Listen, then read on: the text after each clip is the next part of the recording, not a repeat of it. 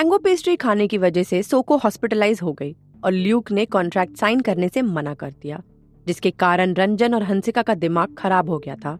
हंसिका को समझ नहीं आ रहा था कि राघव ने उसे गलत इंफॉर्मेशन क्यों दी। वो रंजन के केबिन की तरफ देख रही थी, लेकिन उसे वो नजर नहीं आ रहा था। वो दरवाजा बंद करके अंदर बैठा था। वो सोच रही थी, बिजनेस वर्ल्ड में कौन दोस्त है और कौन दुश्मन, कुछ पता ही नहीं चलता। उसे लग रहा था कि राघव नहीं चाहता होगा कि ल्यूक से रंजन का टाई अप हो, इसलिए उसने उसे गलत इंफॉर्मेशन दी। लेकिन वो इस बात पर यकीन नहीं कर पा रही थी। वो राघव को अच्छी तरह से जानती थी। वो इस तरह का इंसान नहीं था। उसने कभी भी किसी के साथ गलत नहीं किया, लेकिन फिर उसने गलत इंफॉर्मेशन क्यों दी? हंसिका के मन में इस वक्त बहुत सी बातें आ रही थीं। वो हर एंगल से सोच रही थी, लेकिन किसी नतीजे पर नहीं पहुंच पा रही थी। उसका दिमाग फटा जा रहा था। वो जानना चाहती थी कि राघव ने इतनी घिनौनी हरकत क्यों की उसके साथ।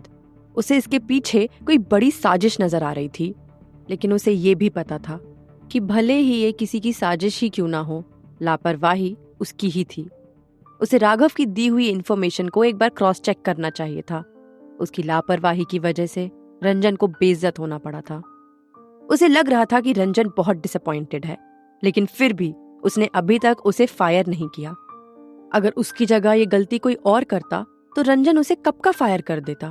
वो अपने बालों पर हाथ फेरते हुए सोच रही थी, सोको मेरी वजह से आज हॉस्पिटल में है। उन्होंने मुझ पर इतना विश्वास किया। वो पहली बार किसी बिजनेस मीटिंग में इतना खुश थी, लेकिन अब सब खराब हो गया। मिस्टर ल्यूक उन्हें बहुत प्यार करते हैं, इसलिए उन्हें इतना गुस्सा आ गया। हंसिका के माफी मांगने के बाद भी उनका गुस्सा कम नहीं हुआ, बल्कि उसने रंजन को धक्का मारकर हॉस्पिटल से बाहर निकाल दिया। लेकिन ल्यूक के बिहेवियर से उसे बुरा नहीं लगा। वो अभी भी इस प्रॉब्लम का सलूशन ढूंढने की कोशिश कर रही थी। वो ऑफिस में खाली बैठकर टाइम वेस्ट नहीं करना चाहती थी। वो उठकर खड़ी हो गई, अपने बालों को ठीक करके रंजन के केबिन में चली गई। ऑफिस में सभी एम्प्लॉइज फिर से उसकी तरफ घूर कर देखने लगे। हंसिका ने उनकी तरफ नहीं देखा। एक लड़की बोली, इसकी हिम्मत तो देखो, इतना बड़ा कांड करके आई है, उसके बाद भी सीईओ के केबिन में जा रही है। सर इतनी बड़ी गलती के लिए इसे कभी माफ नहीं करने वाले। दूसरी लड़की बोली, हंसिका के बारे में ज्यादा जोर से नहीं बोलना चाहिए तुम्हें। तुम जानती हो ना कि सीईओ उसे स्पेशल ट्रीट करते हैं। देख लेना, वो इसे कुछ नहीं कहेंगे। पहली लड़की बोली, चल जाने दे, ये उन लोगों का मामला है। उनके चक्कर में हम अपना काम क्यों खराब करें? हमें तो by the end of the day report देनी होती है। ये कहकर वो अपने कंप्यूटर पर काम करने लगी। वहीं दूसरी तरफ हंसिका रंजन के सामने सर झुकाए हुए खड़ी थी। उसे देखकर ऐसा लग रहा था जैसे किसी बच्चे ने गलती की हो और वो माफी मांगने के लिए खड़ा हो। वो बोली, रंजन, ये ठीक नहीं हुआ है। मैंने अपना काम अच्छे से नहीं किया, इसलिए आज इतना बड़ा हादसा हो गया। ये कहते कहते वो इमोशनल हो गई थी। ऐसा लग रहा था कि वो अभी रो पड़ेगी। उसे इस तरह से परेशान देखकर रंजन को अच्छा नहीं लग रहा था। आज जो हुआ वो अच्छा तो नहीं हुआ, लेकिन उसे ये भी पता था कि हंसिका ने जानबूझकर ऐसा नहीं किया होगा। वो बोला, तुम बार बार ये बात रिपीट मत करो। आज जो कुछ भी हुआ है उसके लिए मैं तुम्हें ब्लेम नहीं कर रहा। हंसिका जानती थी उसका यही जवाब होगा, लेकिन उसके इस जवाब से उसकी परेशानी दूर नहीं हुई। वो अभी भी गिल्टी फील कर रही थी। उसने अपना सर उठाया और कॉन्फिडेंस के साथ बोली, रंजन, ये मेरी गलती है, इसलिए मैं एक बार सोको से माफी मांगना चाहती हूँ। रंजन ने उसकी तरफ देखा तो हैरान हो गया। हंसिका के चेहरे पर इस समय गजब का कॉन्फिडेंस था। उसे देखकर ऐसा लग रहा था जैसे उसने ठान लिया हो। वो समझ नहीं पा रहा था कि अचानक से उसे ये क्या हो गया। कुछ देर पहले वो लो दिख रही थी और अब उसके अंदर जबरदस्त कॉन्फिडेंस दिख रहा है। वो आगे बोली, रंजन, अगर मैं सोको से माफी नहीं मांगूंगी तो मुझे इस बात के लिए हमेशा बुरा लगता रहेगा। मेरी वजह से वो हॉस्पिटलाइज हुई हैं। मुझे अपने मन की शांति के लिए उनसे एक बार माफी मांगनी है। उसने सोचा, बस एक बार सोको से मिलने का मौका मिल जाए। अगर सब कुछ ठीक हो गया तो मैं उनसे कॉन्ट्रैक्ट की भी बात कर लूंगी। वो रंजन की तरफ देख रही थी। उसने अभी तक उसकी बातों का कोई जवाब नहीं दिया था। हंसिका अंदर से बहुत नर्वस फील कर रही थी। वो मन ही मन सोच रही थी, कहीं रंजन मुझे सोको से मिलने से मना ना कर दें। कहीं इन्हें ऐसा ना लग रहा हो कि मेरे दोबारा वहां जाने से ल्यूक और ज्यादा गुस्सा करेंगे। रंजन ने कुछ देर तक उसे देखा और उसके बाद कहा, ठीक है, तुम्हें उनसे माफी मांगनी चाहिए, मैं भी तुम्हारे साथ चलूंगा। उसकी बात सुनकर हंसिका ने चैन की सांस ली। वो उसके पास इसलिए भी आई थी ताकि देख सके कि वो ठीक तो है। ये कॉन्ट्रैक्ट उसके लिए बहुत इंपॉर्टेंट था। वो काफी टाइम से इसकी तैयारी कर रहा था। उसे लगा अचानक से उसके कैंसिल हो जाने से वो डिप्रेशन में आ गया होगा। लेकिन रंजन ठीक था। वो एक बड़े ग्रुप का सीईओ था। वो मेंटली बहुत स्ट्रांग था। वो किसी एक प्रॉब्लम का कंपनी के दूसरे कामों पर कभी असर नहीं होने देता था, बल्कि उसे इस बात का बुरा लग रहा था कि उसने हॉस्पिटल में हंसिका को डांटा था। वो उसे और उदास नहीं करना चाहता था। वो जानता था कि अगर वो उसे सोको से माफी मांगने से मना कर देगा तो उसे और दुख होगा। वो खुद समझ नहीं पा रहा था कि वो ऐसा क्यों सोच रहा था। हंसिका लीगली मेरी वाइफ थी, पर मैं उससे प्यार नहीं करता। लेकिन फिर भी ना जाने क्यों इसके बारे में इतना सोचता हूँ। क्यों मैं इसे उदास नहीं देख सकता? ये सब सोचते हुए वो उसे बड़े गौर से देख रहा था। रंजन के इस तरह से देखने से हंसिका को शर्म आ रही थी। उसका चेहरा लाल हो गया था। उसने अपना चेहरा दूसरी तरफ किया तो रंजन ने भी अपनी आंखें उसके चेहरे से हटा ली। कुछ देर बाद हंसिका ने कहा, दोपहर में चलें क्या? रंजन ने सर हिलाया और अपनी सोच से बाहर आ गया। वो बोला, क्या कहा तुमने?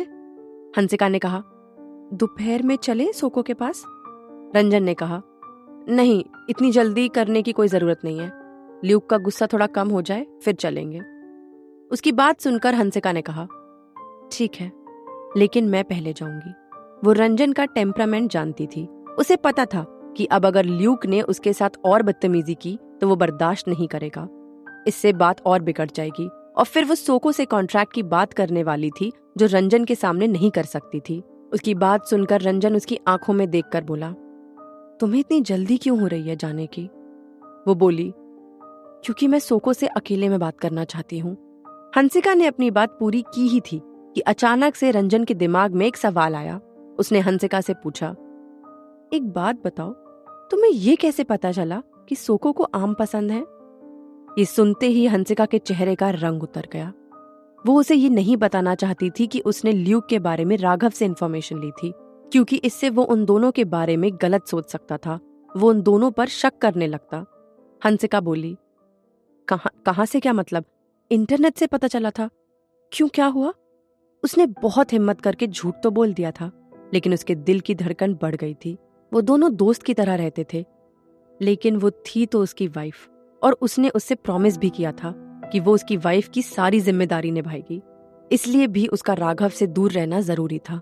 अगर उसे पता चलेगा कि उसकी वाइफ ने उसके होते हुए किसी और आदमी से मदद मांगी तो उसे बहुत ज्यादा गुस्सा आ जाएगा। इसलिए उसने रंजन से झूठ बोल दिया। पहले ही एक मुसीबत आई हुई थी, वो अब और मुसीबत बढ़ाना नहीं चाहती थी। हंसिका की बात सुनने के बाद रंजन कुछ नहीं बोला। वो जानता था कि आजकल इंटरनेट पर रिलायबल इंफॉर्मेशन बहुत कम होती है। जिसका जो मन होता है वो इंटरनेट पर डाल देता है। कुछ देर बाद हंसिका उसके केबिन से बाहर आ गई। वो उसके सामने ज्यादा देर खड़ी नहीं हो पा रही थी।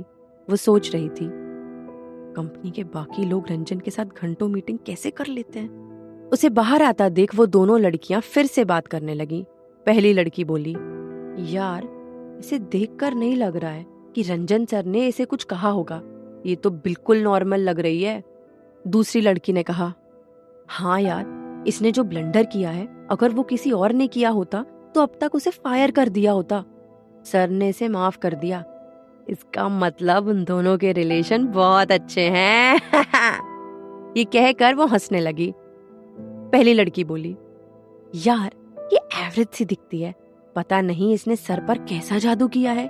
ऐसा क्या परफॉर्म करती होगी ये उनके बेड में जो इसके लिए वो इतने लॉयल हो गए। लगता है कोई खास अदा आती होगी इसे। ये कहकर वो हंसने लगी। उसके साथ दूसरी लड़की भी हंसने लगी। वो दोनों हंसिका को देख रही थी। उन्हें उससे बहुत जलन हो रही थी। इस समय पूरे ऑफिस में हंसिका और रंजन को लेकर गॉसिप्स हो रही थी, लेकिन किसी की भी इतनी हिम्मत नहीं थी कि वो हंसिका के सामने इस तरह की कोई बात कर पाए। हंसिका के आने के बाद ऑफिस में बहुत सी लड़कियों का दिल टूट गया था।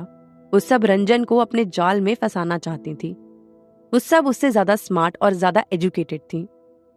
हंसिका सभी को इग्नोर करती हुई आगे बढ़ गई। कोई उसे काफी देर से देख रहा था। उसके जाने के बाद वो उसके पीछे पीछे चल दिया और बाकी लोग अपने अपने काम पर लग गए। कुछ देर बाद हंसिका ऑफिस की छत पर जाकर खड़ी हो गई। उसके चेहरे से ठंडी हवा टकरा रही थी। वो बहुत रिलैक्स फील कर रही थी। वो आंखें बंद करके खड़ी हुई थी। तभी किसी ने उसके कंधे पर हाथ रख दिया। हंसिका ने पलट कर देखा और बोली, रोशनी, तुम? रोशनी ने मुस्कुराकर कहा, तुम ठीक हो? रोशनी ने ऑफिस में लोगों से सुना था कि आज क्या हुआ था। सब उसके लिए हंसिका को ही दोषी ठहरा रहे थे। वो उन सबको जवाब देना चाहती थी, लेकिन वो कुछ बोल नहीं पाई। वो सबसे जूनियर थी, इसलिए उसका अभी किसी से बहस करना सही नहीं था। जब उसने हंसिका को छत पर जाते हुए देखा तो उसे लगा कि वो डिप्रेशन में कोई गलत कदम ना उठा ले, इसलिए तेज कदमों से छत पर आ गई।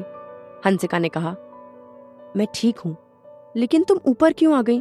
तुम अपनी डेस्क पर नहीं मिलोगी तो तुम्हें डांट पड़ेगी। तुम अभी नई हो, तुम्हें डिसिप्लिन में रहना चाहिए। रोशनी ने कहा, आप मुझे लेकर परेशान ना हो। आपको मेरा यहाँ आना अच्छा नहीं लगा क्या? हंसिका ने उसकी इस बात का कोई जवाब नहीं दिया, सिर्फ मुस्कुरा दी। रोशनी ने देखा कि हंसिका मुस्कुरा जरूर रही है, लेकिन खुश नहीं है। उसे लग रहा था कि रंजन ने उसे डांटा होगा और कलीग्स की उल्टी सीधी बातें सुनकर उसका दिमाग बहुत खराब हो गया होगा।